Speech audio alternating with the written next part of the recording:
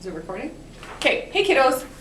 Hey kiddos. So today we're going to do the lab, and hi.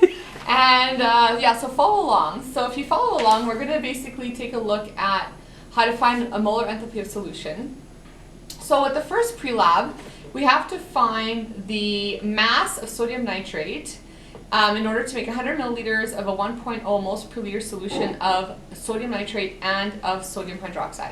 So basically, what we're looking for is we are creating solutions, 100 mils of 1.0 moles per liter of sodium nitrate and sodium hydroxide. So how do we do that? First, we're going to find the molar mass of the sodium nitrate, and we're going to go back into solution strike. We have 0.1 liters, which is like 100 mils. And there's our concentration, 1 mole per liter, and this is our molar mass of the sodium nitrate.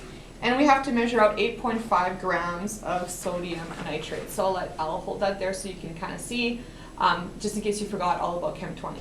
All right, so same kind of thing happens with looking at the molar mass of sodium hydroxide and then using the mass of sodium hydroxide in order to find the amount of mass necessary to make 0.1 liters of a 1.0 moles per liter solution. And we know that the molar mass is 40 grams, so we need, once the calculations have been complete, we know that we need 4 grams of sodium hydroxide. So what you have to do is you have to take a look at these cool things. They're little small pellets. They're little small things, but anyhow. There's some sodium hydroxide and some sodium nitrate. I measured out both of them. I have 4 grams of sodium hydroxide and 8.5 grams of sodium nitrate.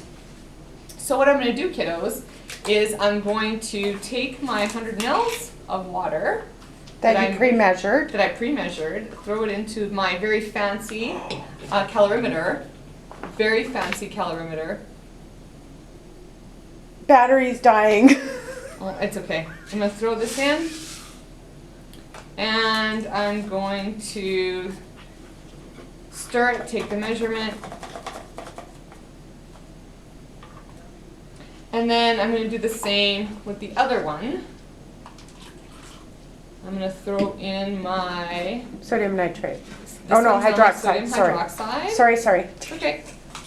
And then I'm going to allow this to dissolve, and then I'm going to take some measurements. So as it dissolves, kiddos, what we find is that as it dissolves and you stir the contents, we find that for the sodium nitrate, now you're supposed to do this 3 times, but you know, I don't have a lot of time to do this 3 times. So I found that there's a temperature difference of -4 degrees. Started off at 21 degrees, ended off with 17 degrees, and we have a delta T, or change in temperature, of -4 degrees. For the sodium hydroxide, we have actually a change in temperature of 7 degrees, but a positive 7 degrees. It went from 21 degrees to 28 degrees. So once we have all this information, then what we're going to do is we are looking for the experimental molar enthalpy of solution for sodium nitrate. We know that delta H is equal to Q. We know that Q is equal to MC delta T. We have 100 grams of water, which is the same as 100 milliliters of water. The specific heat capacity of water is 4.19. We have a change in temperature of -4 degrees. We have a Q of 1,676 joules, or negative, I should say, or negative 1.67 kilojoules. Okay, so this is your Q. So if your Q is negative, your delta H is going to be positive. So we have positive delta H of positive 1.67676 kilojoules. We have to put it over moles, kiddos, to get the molar enthalpy. The moles, and I'll leave this up so you can take a look at the math, is 0.1 moles, which is going to give you a positive 16.76 kilojoules per mole.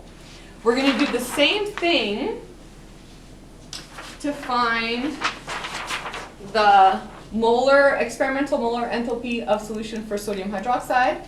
So this time we have a change in temperature of 7 degrees. Okay, we have a change in temperature of 7 degrees. We have 100 grams times 4.19 times 7 degrees, which is going to give us a Q of a positive 2,933 joules, or 2.933 kilojoules. We find the moles of the sodium hydroxide, which is 0.1 moles. So we have a molar enthalpy of 29.33 kilojoules per mole. All right, kiddos? All right. Turn it off.